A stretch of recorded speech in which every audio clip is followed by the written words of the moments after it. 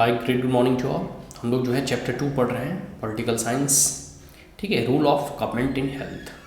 इसके already 2-3 parts upload किए जा चुके हैं। अब हम लोग जो है आगे पढ़ेंगे public and the private health care services. ठीक है, कि सरकारी हॉस्पिटल और प्राइवेट हॉस्पिटल। इसका एक स्टोरी हम लोगों ने प्रीवियस वीडियो में पढ़ा था, प्रीवियस पार्ट में पढ़ा था, रंजन और अमन की। एक गरीब होता है, एक अमीर होता है। जो अमीर होता है वो 5 स्टार होटल जैसे हॉस्पिटल में जाके इलाज करवाता है। एक जो गरीब होता है वो सरकारी हॉस्पिटल जाता है और उसमें कम खर्च होते हैं। देखो, पब्लिक मतलब सरकारी हॉस्पिटल, प्राइवेट मतलब जो निजी हॉस्पिटल्स होते हैं। ठीक है, इसका आप देखिए पढ़ते हैं कि फ्रॉम द अबव स्टोरी, हमने स्टोरी पढ़ लिया था। पब्लिक हेल्थ सर्विस के बारे में पढ़ेंगे। पब्लिक हेल्थ सर्विस जो होता है ना, चेन ऑफ हेल्थ कह सकते हो कि सेंटर होता है। मतलब सबसे पहले नीचे लेवल पे प्राइमरी हेल्थ सेंटर, प्राथमिक उपचार केंद्र। उसके ऊपर जाओगे तो फिर आपको मिल जाएगा डिस्ट्रिक्ट लेवल का हॉस्पिटल, और सबसे ऊपर जाओगे तो स्टेट लेवल का एम्स वगैरह जैसे होता है। ठीक है, बड़े बड़े हॉस्पिटल्स, टर्सरी सेक्टर। यहाँ देखो, ये पब्लिक हेल्थ सर्विस के बारे में हम पढ़ेंगे। ठीक है, कहने का मतलब है कि यहाँ कई एक हॉस्पिटल जो है होते हैं जो कि सरकार के द्वारा चलाए जाते हैं, जिसका सारा का सारा खर्चा सरकार वहन करती है। आपको मेडिसिन भी फ्री में दिए जाते हैं, आपका इलाज भी फ्री में होता है, उसमें पैसा उतना नहीं लगता। ठीक है, लगता भी है तो 2-4-10 रुपये लगते हैं, या फिर कुछ जो टेस्ट वगैरह होते हैं उसमें बहुत कम पैसा लगता है। हाँ, लेकिन समय बहुत लगता है, भीड़ भाड़ अधिक रहती है। ठीक है, तो फिर ग्रामीण क्षेत्र से लेकर शहरी क्षेत्रों में अधिक हॉस्पिटल होते हैं, क्योंकि गाँव में कम लोग रहते हैं, तो वहाँ आपको प्राथमिक उपचार केंद्र जो है, आपको जो आपका जो ब्लॉक वगैरह हो वहीं जाके आपको देखने को मिलता है। ठीक है, तो आगे देखिए, रूरल एरिया में भी होता है, शहर में भी होता है। तो all kind of problems from illness to special service. तो सभी प्रकार का प्रॉब्लम्स, चाहे आप बीमार हो या स्पेशल सर्विस हो, स्पेशल कोई ट्रीटमेंट ऑपरेशंस वगैरह करा, ये सब सारे उपचार गवर्नमेंट हॉस्पिटल्स में किए जाते हैं। ठीक है, at the village level there are the health centre where there is usually a nurse and the village health worker.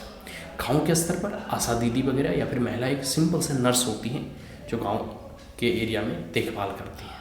ठीक है, जैसे पोलियो का ड्रॉप वगैरह डालने आती हैं कभी कभी।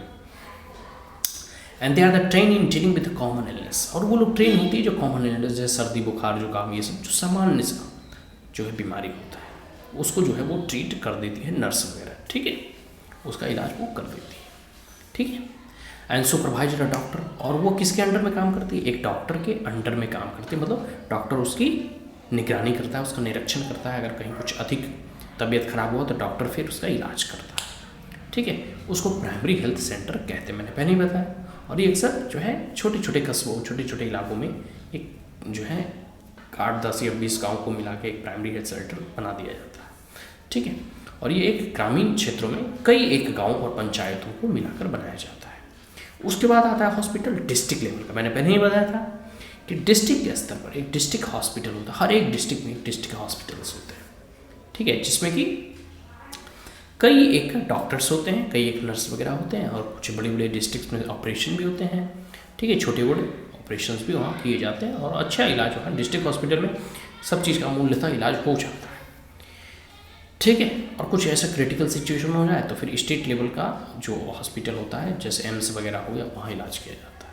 ठीक है, तो लार्ज सिटी है मेनी गवर्नमेंट हॉस्पिटल, लेकिन जो बड़े बड़े शहर होते हैं जैसे दिल्ली, मुंबई, कोलकाता, चेन्नई, यहाँ जो है कई एक ऐसे सरकारी हॉस्पिटल्स होते हैं। ठीक है, और कई एक मतलब इसमें से दिल्ली वगैरह में देखो तो डिस्पेंसरी वगैरह भी होते हैं।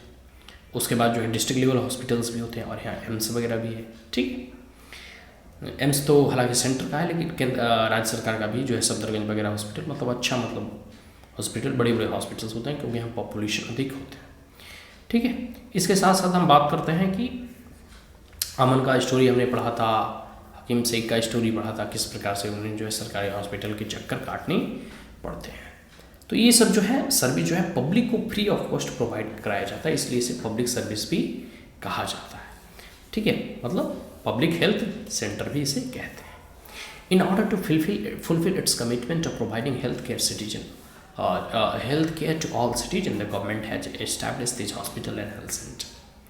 राइट टू हेल्थ पता है आपको, फंडामेंटल राइट है।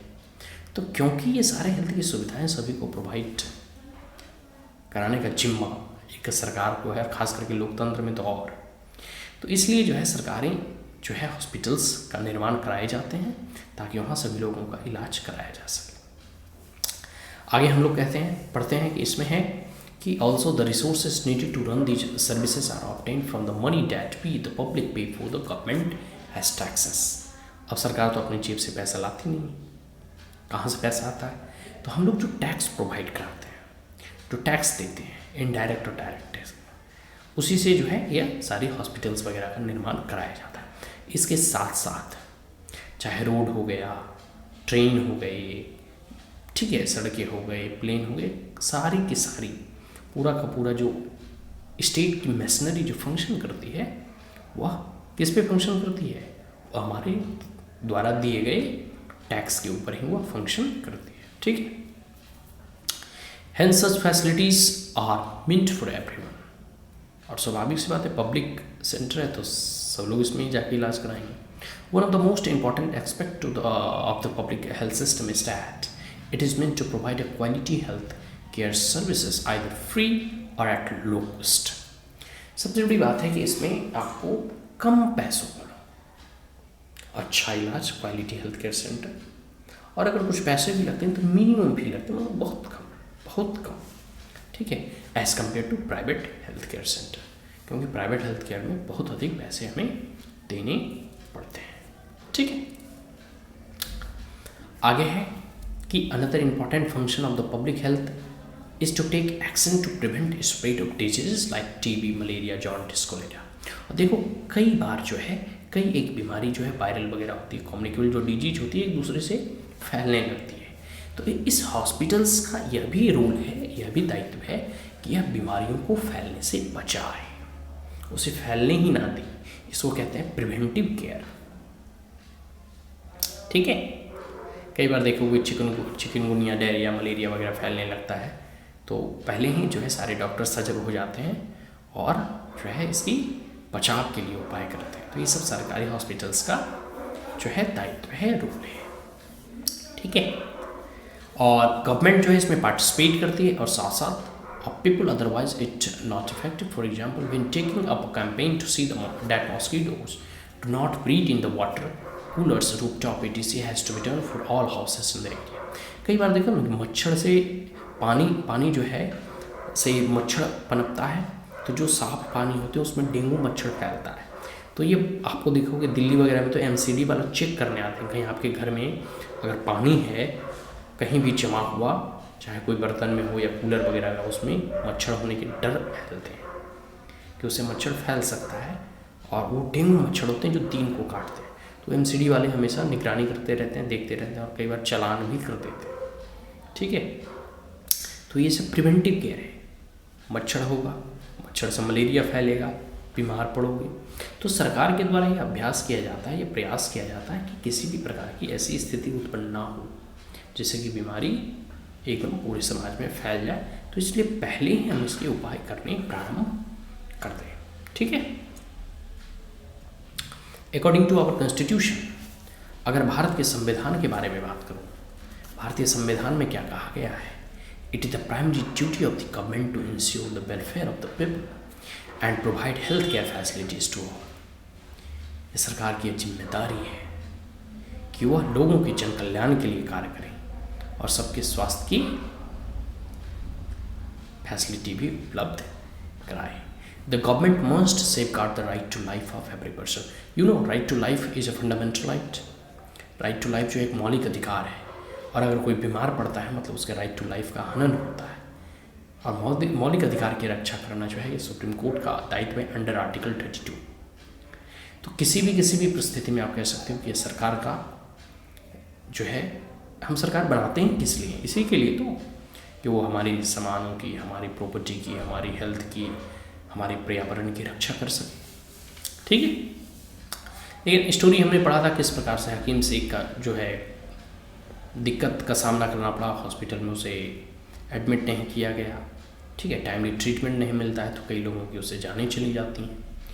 तो कोर्ट जो है, court also say that it was the duty of the government to provide the necessary health service।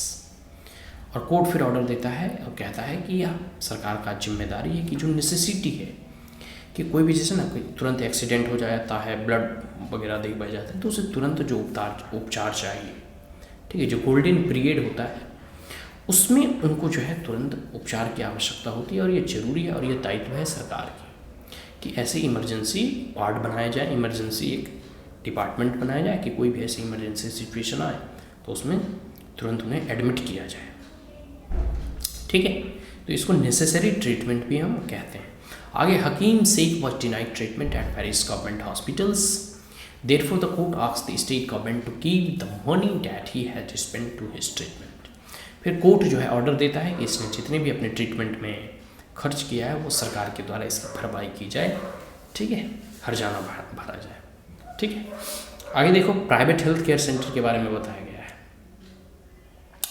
Private health care centre कहने का मतलब है कि ये तो सरकारी हॉस्पिटल के बारे में पढ़ लिया, फिर बहुत सारे ऐसे हॉस्पिटल्स जो है प्राइवेट हैं जो इंडिविजुअली जो है अपने डॉक्टर्स के द्वारा क्लिनिक वगैरह खोले जाते हैं, उसमें कई लोग इलाज कराने के लिए जाते हैं। और कई कई ऐसे बड़े बड़े हॉस्पिटल हैं जैसे दिल्ली में मैक्स वगैरह, जिसमें कि अच्छे फैसिलिटी, प्राइस अधिक लगता है लेकिन फैसिलिटी आपको एकदम 5 स्टार होटल की तरह आपको मिलेगा, ठीक है, फर्स्ट क्लास AC वगैरह लगा हुआ।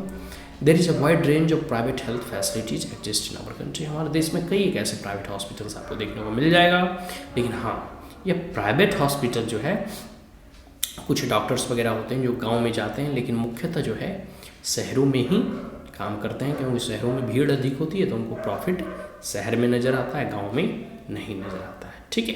तो there are hospitals and nursing home that are privately owned. कई सारे ऐसे नर्सिंग होम और हॉस्पिटल्स होते हैं जो प्राइवेट ओन्ड होते हैं, ठीक है। बहुत सारे लेबोरेटरीज होते हैं जो टेस्ट वगैरह करते हैं, स्पेशल फैक्ट्री जैसे एक्सरे, अल्ट्रासाउंड वगैरह करते हैं, ठीक है। और मेडिकल फार्मासिस्ट के दुकान भी होते हैं जो कि प्राइवेटली रन किए जाते हैं। देखो, प्राइवेट हेल्थ केयर जो फैसिलिटी होता है ना, वो सरकार के कंट्रोल में नहीं होता है।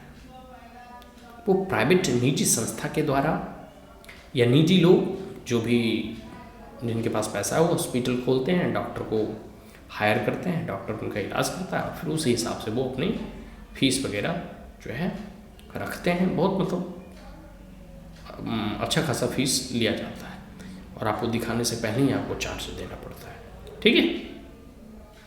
लेकिन इसमें फैसिलिटी वगैरह आपको अच्छी मिलती है, उतना भीड़ भाड़ नहीं होता। Today the presence of the private hospital can be seen all around. और प्राइवेट हॉस्पिटल आप जो है पूरी हर जगह आप देख सकते हो, ठीक है।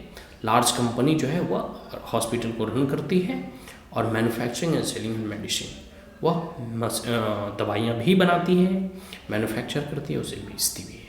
तो medical shop are found in every corner of the country. और जो मेडिकल शॉप होते हैं वो देश के कोने कोने में आपको देखने को मिल जाएगा।